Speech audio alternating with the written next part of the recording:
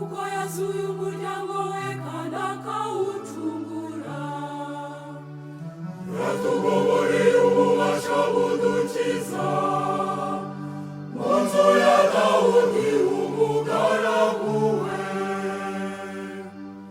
kuko abahanuzi be batagatifu bari barabitumenyesheje kuva mu ntangiriro.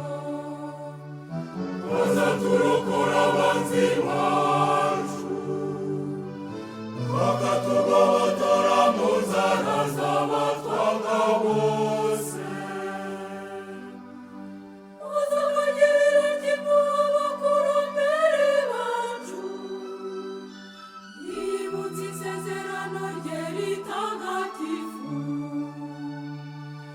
indahiro yarahiriye Iburahimu umubyeyi wacu bazaduha kumukorera iminsi yose turiho mu budahemuka.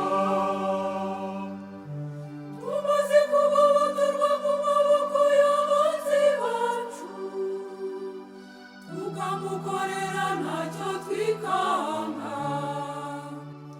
naho rero wowe wa mwana we uzitwa umuhanuzi umusumba byose.